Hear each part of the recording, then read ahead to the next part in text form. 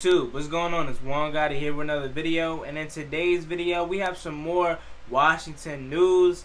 And without further ado, let's get straight into today's video. But before we do, make sure you guys go down below, leave a like on this video, subscribe if you're new, and turn on post notifications so you get notified when I upload a video about the NFL, or in this case, our Washington football team. And let's get straight into today's video. Hey you, you, the one that's about to watch this video. You didn't hear about it? I just launched my new Instagram, Juan Gotti Sports Network. Go ahead, go over there and give me a follow. It's free, and we cover anything DC sports related or anything sports related from all major sports, whether that's MLB, NHL, NBA, or NFL. I promise you won't regret it. We cover everything, whether you're a Knicks fan and you're a Giants fan, whether you're a Redskins fan. Although we are DC sports here as fans, we do cover every other sports league and every other sports team. So go ahead and give me a follow. I promise you won't regret it. Link in the description. So with that being said, we got a couple stories to cover. 3 stories, and one story really, and then 2 that are just really about free agents. So story number 1 is going to be about Brandon Scherff. So unfortunately, it's not looking like the Washington Redskins are going to be able to sign Brandon Scherff to a long-term deal. I know I said Washington Redskins for the people that haven't already moved on, but you got to give me some time to get used to not calling them those skins no more. But the Washington football team, it's not looking like we're going to be able to sign Brandon Scherff to a long-term deal this season.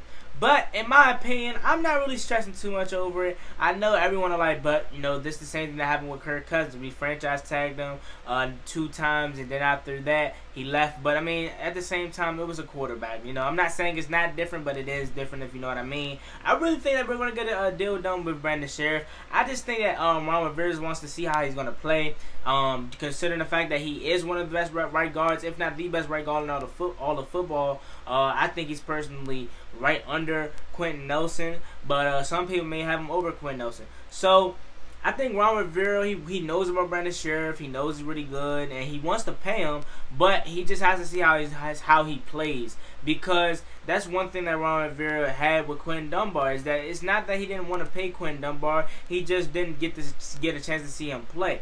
And that was one thing with Quentin Dunbar that I like what Brandon Scherff is doing differently, is that he's being patient somewhat. He's not being what Quentin Dunbar was he wanted to get paid now. He's being patient about it. I feel like that Brandon Scherff knows, and he realizes that I have to go prove myself to another coach. Although I feel as though, and I know that I'm one of the best right guards, if not the best right guard in all of football, the coach may not think so, and I have to show him that I am. So I think also what came into effect was the whole world pandemic that's going on. They weren't able to strike a deal done because he probably wants to sit down and talk to Brandon Scherff. I know you could do it electronically and over phone, but it probably just wouldn't be the same. And I can understand both sides.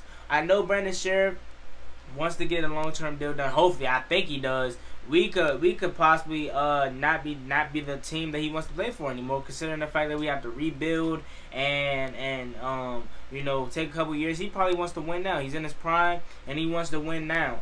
And I really hope that's not the case. Brandon Scherff is set to make a lot of money this upcoming year, and it's crazy, man. He's about to make bank all in 1 year. So I'm hoping that he goes out there and prove himself. I know that he will. I just hope that the end result is going to end well, because every time it seems like we have franchise tag happening here in DC, it just doesn't seem to end well. I know really Kirk Cousins is probably the only really one that we had, but it didn't end well. And I don't think that's going to be this case for this new regime. I think Ron Rivera and Kyle Smith are going to handle it right, and I think they're going to take care of Brandon Scherff. I just think that they didn't get the deal done now just because they had so much other stuff to worry about, and they already signed into a franchise tag, so they still have him for 1 more year. I think in 2021 offseason, Brandon Scherff will be the #1 priority. He probably was the #1 priority this year, but they had somewhat of leverage, so they could have signed him to a franchise tag, in which they did. So now, next 2021, he'll be the #1 priority. He'll be the main, you know, focus. So I really hope we get a deal done with Brandon Scherff, because if we can do that, that would just be so great to have. Not worry about the right guard position for some years. Hopefully, it's for the rest of his career. And if we don't, I'm gonna feel bad. I really am, because then we have to start over from scratch. You know, we lost Trent Williams, and then we possibly lost Brandon Scherff, and then Morgan Moses is playing on his last year. I think it's his last year. And then we got Sadiq Charles, Wes Martin, are those two on the left side. So it's just like, man, I really hope it turns out well, and I think it will. I honestly think it will. So I'm not really stressing too much over it, but I really hope, and I'm hoping for the best, and you know, praying that the worst doesn't happen, because we know as Redskins fans, we know that it tends to, you know, not go our way. But I think it's gonna be different. I think Brandon Scherff is gonna be here for the long run, the best right guard in all of football, in my opinion. Number 75, putting on the show. When healthy, like I said, one of the best, if not the best. But he has been injury prone for the past couple of years. So with that being said, get a deal done with Brandon Scherff. Hopefully next year Ryan Kerrigan contract could be, if not cut or traded, you know, somewhat brought down. We have the highest salary cap in 38 million right now.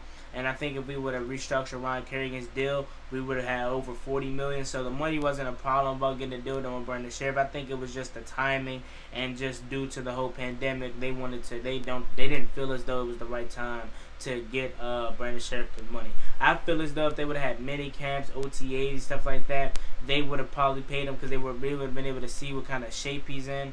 But now that due to the, you know, whole thing that's going on that's affecting the whole world, they can't see him play. They can't see him practice, so they don't know if he's still, which I'm more than certain he is. But you know how that is. I know Brandon Scherff is working out. I know he's still in shape, but you never know. So they're probably taking a precaution route of it. But moving on to the next topic that I want to talk about is free agents. Free agents. We have the main two. I heard that Logan Ryan. We're interested in Logan Ryan, and we're also interested in David Njoku. These are players that we need to sign. We really need to sign. I think David Njoku is the more important signing here. I think we know David Njoku requested a trade from the Browns not too long ago, and Logan Ryan is still not signed after coming off the best year of his NFL career. So it's really odd that he's not signed. I'm shocked that he didn't re-sign with Tennessee. But David Njoku, on the other hand, we know that the Browns, they signed Austin Hooper to that massive deal that resetted the tight end market. They drafted Hunter Harrison Bryant. Yeah, they drafted Harrison Bryant, I can remember. And they just loaded at tight ends. So I just think that the best thing was for David Njoku to request a trade, because now that they have a new 2 tight end, then they have Kevin Stefanski as the new head coach and new offensive coordinator. Really, they probably didn't see him in this scheme. They probably didn't think David Njoku would be in their scheme, and clearly they didn't, because they drafted another tight end and they signed Austin Hooper. So it was no point of really having 3 tight ends. They already have Odell Beckham Jr., Jarvis Landry. I think his name is Holloway or something like that. I can't remember the third receiver. But they have some weapons. They have Kareem Hunt. They have also a new left tackle. I think didn't they draft? It wasn't Mekhi Becton, because Mekhi Becton went to the Jets. I think it was Tristan Wirfs. I can't remember the left tackle that they drafted. I think it was Tristan Wirfs. Remind me in the comment section. I know somebody will. I know they drafted a left tackle though. But they went right tackle heavy. They got a right tackle from Tennessee this offseason, in Jack Conklin. So they really preparing. They had, like I said, they got Kareem Hunt. They got Nick Chubb, one of the best running backs in all of football. So they have weapons. They have weapons, and they just reset the tight end market, like I said, with Austin Hooper. So there was no need for David Njoku to even be there. And he requested a trade. Not saying that it's going to happen, because we still have to realize it's a trade. And the Browns feel as though that they probably can get something out of David Njoku, and quite frankly so. When healthy, although like I said, with all these players, it seems like with all these players, when healthy, they are pretty dominant, but they struggle being healthy. Honestly, they struggle being healthy. But we know David Njoku is very good. We know he really is good, and I really would pull the trigger on this. I think the highest I would go, probably third is the highest I would go, a 3rd round pick and maybe a player. But I wouldn't go 2nd or 1st, because we haven't seen too much out of David Njoku. But we got to see what the Browns are willing to accept. Honestly, we got to see what they're willing to accept. We know Browns are stingy with their draft picks, and we know that they really I don't know if they have too much to offer us besides David Njoku. And now, what do we have to offer them as far as a player standpoint? I honestly got to put a little more research into that, because I don't even know if we have any players other than the linebackers to offer them, honestly. let's just say 2/3 or a third, and Kevin Pierre-Louis or something like that. We don't really have nothing to offer them really besides draft picks. And do we really want to risk losing draft picks for David Njoku? Maybe. Who knows? The third round, we got that third round pick for Trent Williams, so maybe we can use that in a trade for David Njoku. Who knows? But we just gotta be willing. We gotta see what the Browns are even willing to give up. Now moving on to Logan Ryan. I'm more of getting David Njoku. I really hope we can get David Njoku. I really want David Njoku on this team because we need a tight end. We know the tight end spot is weak with Thad Moss, Hale Hedges, Jeremy Sprinkle. We know it's very weak over there at the tight end position. We need more tight ends. I really think Hale Hedges and Thad Moss should be the two. But we still have Jeremy Sprinkle. We can't forget about Jeremy Sprinkle, and Logan Thomas and Richard Rodgers. In my opinion, I think Thad Moss should get the start just to throw him out there. But we know Logan Thomas is most likely going to get the start, and it's very weak. So I really want us to add to that tight end room by getting David Njoku. But as for Logan Ryan, it wouldn't hurt to have him. 1 year deal, it wouldn't hurt to have him. But it's not the same like I am for David Njoku. I'm really want David Njoku, but Logan Ryan, sure, he's coming off his best year of football of his career, so he probably is demanding a lot of money. But I think if we can get him on a 1 year deal, cool. You know, we can put him on the outside or put Kendall Fuller on the outside, put Kendall Fuller in at safety and then let him play slot because they're both slot corners. That's one thing that I don't really like about this move. But someone did tell me that he could play a little outside, so that can be helpful. That can be helpful because we have, you know, Moreland, Fab, Darby, Fuller. We have corners, but they're not really a shutdown corner. So who knows? Logan Ryan could be that on the outside. We know Fab is terrible in the slot, but good and decent in the outside. So we really need all the corners that we can get. But I'm more eager to get one David Njoku.